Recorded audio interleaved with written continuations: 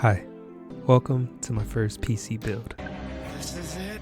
What's up guys, Soulsec here. Hope your day is going well. Today we'll be going through my first PC build. The main purpose of this PC is for coding, content creation, producing music, playing games. I currently don't have any games on Steam yet, so I can't show you what the frames per second is looking like. But if you would like to see some games running on this PC, please comment below what you would like to see. Building this PC has been very thrilling because I had some highs, some lows, and some exciting parts. But in the end, I'm really happy with my purchase. So let's get started.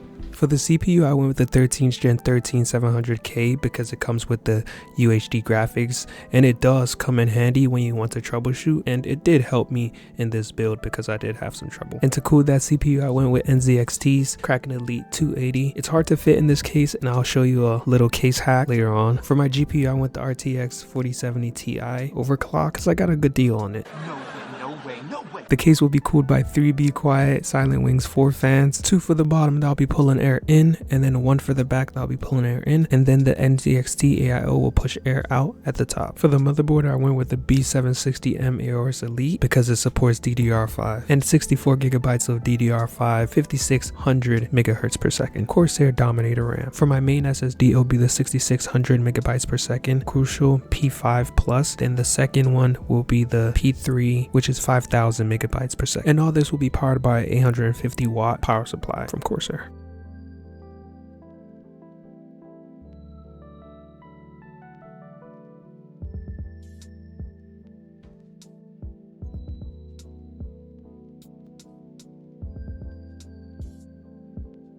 So first I installed the CPU, then I installed the primary SSD and the secondary SSD.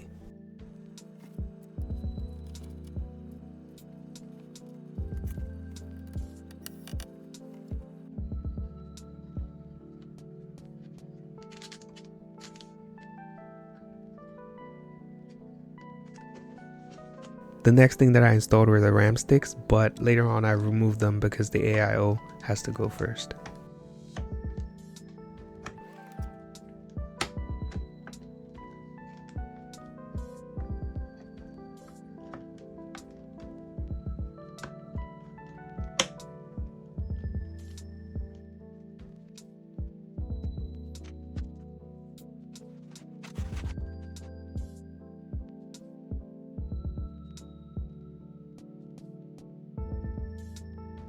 I then screwed in the motherboard to the case and the PSU as well.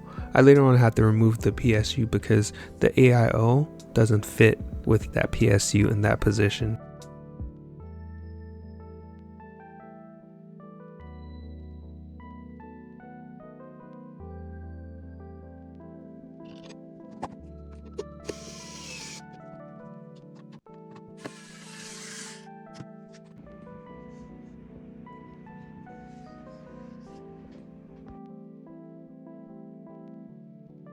What I have to do is put double-sided tape on the PSU and then put it on that front panel. At least 5 strips of double-sided tape on the PSU to make it stick to the front.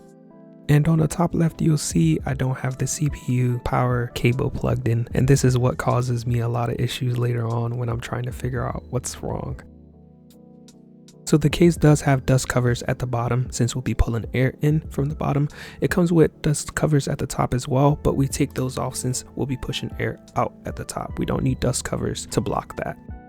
This GPU is a pretty tight fit in this case, but it does fit, and it looks pretty nice in the case actually. So remember when I said I didn't plug in the CPU cable? This is where the problem arises, where I turn on the PC for the first time and nothing happens.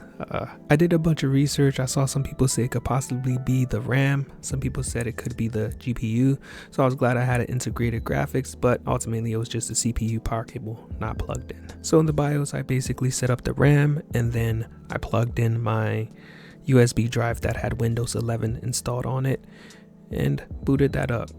And then I got my activation key from G2A.com for $16 or $17, which is really good because it's like $200 on the Windows website.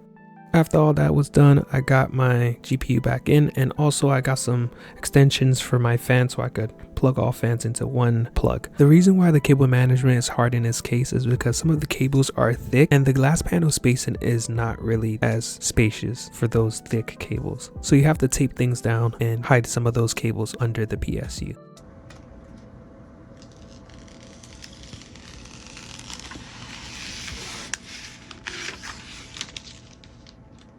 All right, let's do a quick montage.